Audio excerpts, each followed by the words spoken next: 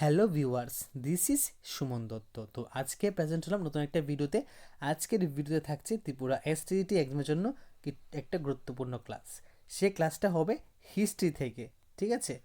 তো হিস্ট্রি থেকে white board যে প্র্যাকটিস হয় সেটা আমরা আজকে আবারও করব। তো এখানে প্রশ্ন হলো যে, এখানে সবচেয়ে বড় প্রশ্ন যে আমি এখন প্রশ্ন কেন আনি না, কেন হোয়াইট বোর্ড আনি। তো হোয়াইট বোর্ড আনার একটি প্রশ্ন হলো এখানে, বা একটি কাজ হলো, সেই কাজের মাধ্যমে তোমরা আমি যে ডিসকাসটা করব অবশ্যই তোমরা শুনতে পারবে। যদি পছন্দ হয় তাহলে ভিডিও কন্টিনিউ করবে, আর না হলে এখনই একটা ডিসলাইক দিয়ে চলে যাও, ঠিক আছে? তো চলো, যাদের প্রয়োজন মনে হয় তাদের জন্য এই ক্লাসটা করছি। তো অবশ্যই সবাই থাকবে। আর আমার ক্লাসটা কিন্তু রাত্রেবেলা, শুধুমাত্র রাত্রেবেলা 10টা থেকে 12টার মধ্যে ভিডিও আপলোড হয়। এখন আর এক্সট্রা ভিডিও আপলোড করি না, কারণ সবাই দেখতে পছন্দ করে না। তো চলো, আজকের যে টপিক থাকছে সেটা হলো প্রাচীন ভারতের ইতিহাস রচনার উপাদান। তো প্রাচীন ভারতের ইতিহাস রচনার উপাদান থেকে আমরা কিছু গুরুত্বপূর্ণ প্রশ্ন এখানে লিখব, প্লাস তোমরা শুনবে, শুনে খাতায় লিখবে, কারণ সবগুলো লেখা সম্ভব নয়। বেসিক্যালি যে প্রাচীন ভারতের এই যে ইতিহাসের উপাদানগুলি রয়েছে সেটাকে দুই ভাগে ভাগ করা যায়। কয় ভাগে ভাগ করা যায়? দুই ভাগে ভাগ করা যায়। একটা হলো সাহিত্যিক, একটা হলো সাহিত্যিক উপাদান, ঠিক আছে? আরেকটা কি? আরেকটা হলো প্রত্নতাত্ত্বিক, প্রত্নতাত্ত্বিক উপাদান, ঠিক আছে? তো একটা কি? একটা সাহিত্যিক উপাদান, এটা হলো প্রত্নতাত্ত্বিক উপাদান। তো সাহিত্যিক উপাদানের মধ্যে কি কি থাকতে পারে? দেখো, এই যে সাহিত্যিক উপাদানের মধ্যে মানে উপাদান আছে, একটা আছে দেশীয়, আরেকটা আছে কি বিদেশি বা বৈদেশিক, ঠিক আছে?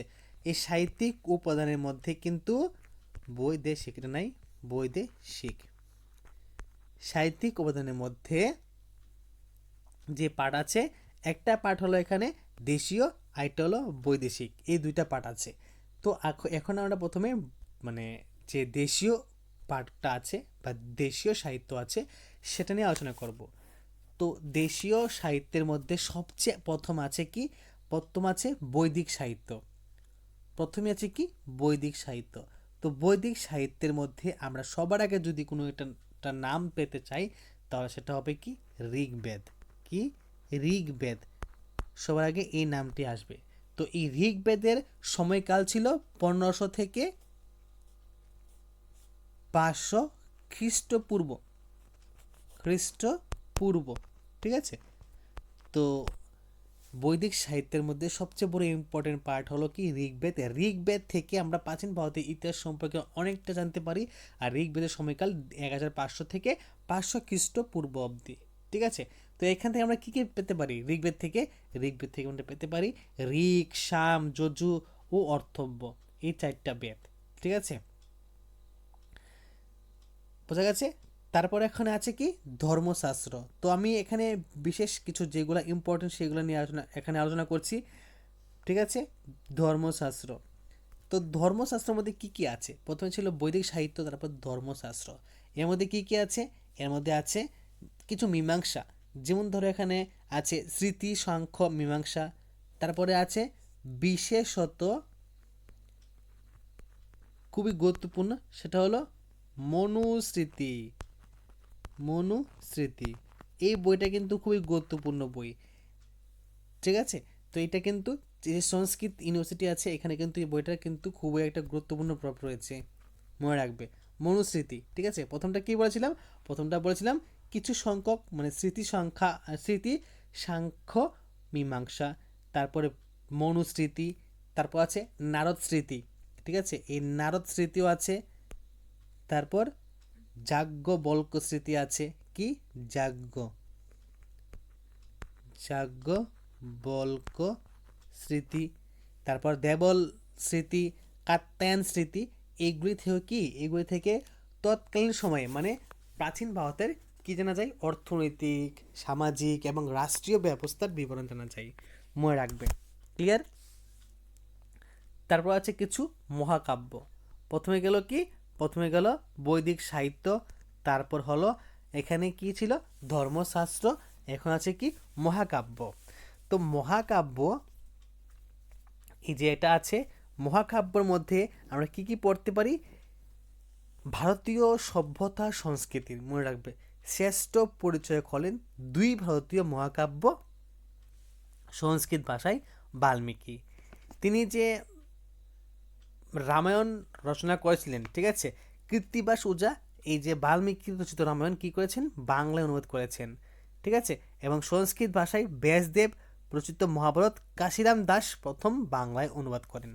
তো এই জিনিসটা আমাদের মনে রাখতে হবে যে বাল্মীকি যে রামায়ণ ক্রিয়েট করেছিলেন সেটার বাংলায় অনুবাদ করেন কৃত্তিবাস ওঝা, এবং সংস্কৃত ভাষায় ব্যাসদেব যে মহাভারত রচিত করেছিলেন সেটা কাশিরাম দাস বাংলায় অনুবাদ করেছেন।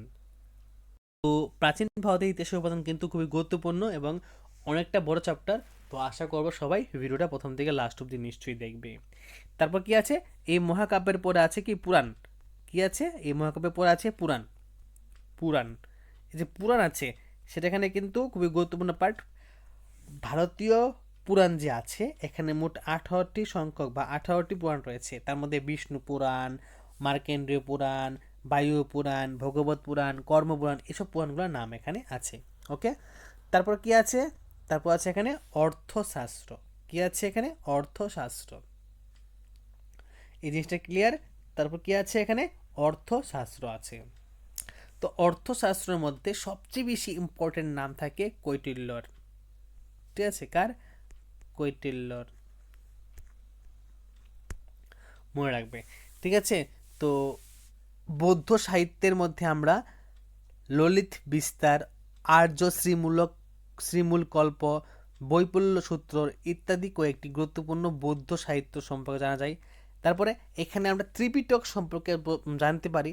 তো ত্রিপিটক কি, ত্রিপিটক হলো বৌদ্ধ ধর্মগ্রন্থের প্রথম বা প্রধান ধর্মগ্রন্থ ত্রিপিটক, ঠিক আছে। বৌদ্ধ ধর্মের প্রধান গ্রন্থ হলো ত্রিপিটক।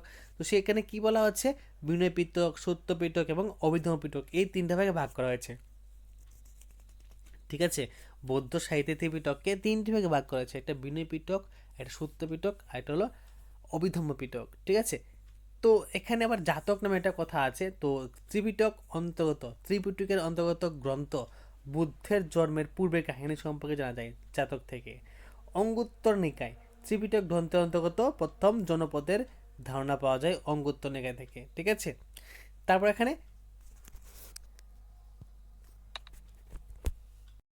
এরপর এখানে আমরা সিংহলি ইতিবৃত্তি, ঠিক আছে, এই সিংহলি ইতিবৃত্তর মধ্যে আমরা জানতে পারি দ্বীপবংশ এবং মহাবংশ থেকে, ঠিক আছে।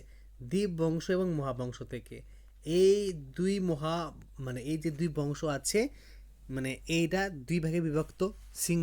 সিংহলি ইতিবৃত্তির মধ্যে আমরা দেখতে পারি, ঠিক আছে।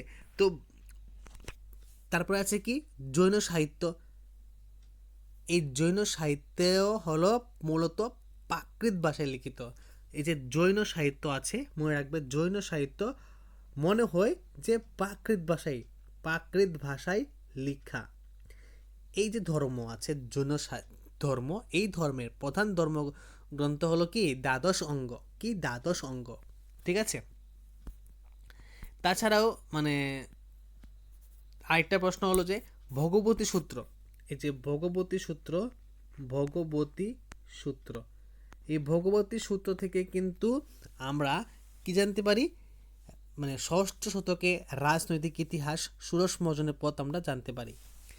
এছাড়া আরো উল্লেখযোগ্য গ্রন্থ হলো হেমচন্দ্র রচিত জৈন পরিশিষ্ট পার্বণ। কি, হেমচন্দ্র রচিত জৈন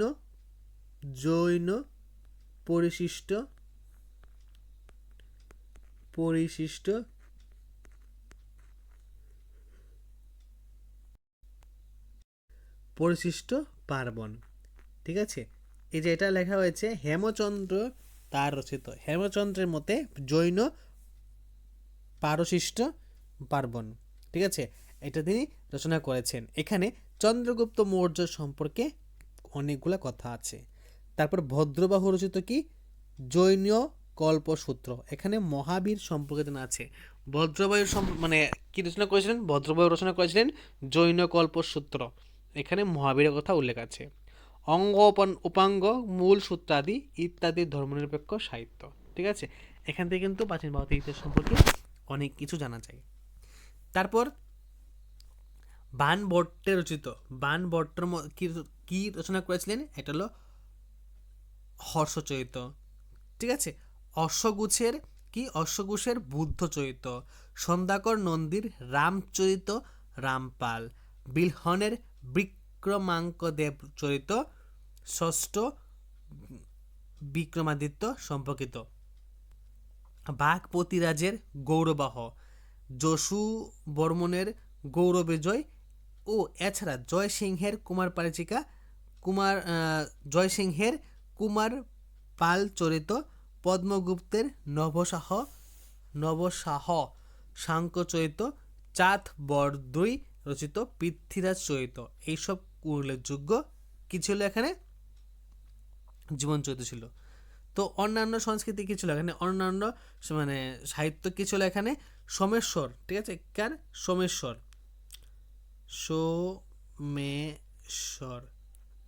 সোমেশ্বর তার কীর্তি কৌমুদী, সোমেশ্বরের কি মানে কি আছে এটা আবার আনি, কীর্তি কৌমুদী, কীর্তি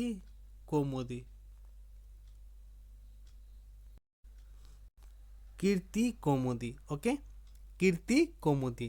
এবং রাজশেখরের প্রবন্ধকোষ, মেরুতুঙ্গের প্রবন্ধ চিন্তামণি, হিন্দি কবি সরাঙ্গধরের হামির রাসু, সোমেশ্বরের রাসমালা, বালচন্দ্রের বসন্ত বিলাস, কাজী নজরুল ইসলাম রচিত চাচনামা, আরব সিন্ধু বিজয় সম্পর্কিত প্রভৃতি খুবই গুরুত্বপূর্ণ এবং উল্লেখযোগ্য। ঠিক আছে, বোঝা গেছে? না বুঝলে আবার রিপিট করে নাও। ওকে, তো এইভাবে তোমরা প্রাচীন ভারতের ইতিহাসের উপাদান সম্পর্কে পড়লে অবশ্যই এখান থেকে কিছু আর মিস্টেক থাকবে না। যদি ভিডিও ভালো লাগে থাকে অবশ্যই ভিডিও শেয়ার করবে এবং নোটিফিকেশনে গিয়ে অল প্রেস করে রাখবে এবং চ্যানেলটাকে অবশ্যই সাবস্ক্রাইব করে রাখবে। তো দেখা হচ্ছে একটা গুরুত্বপূর্ণ ভিডিওতে। সবাইকে অসংখ্য ধন্যবাদ।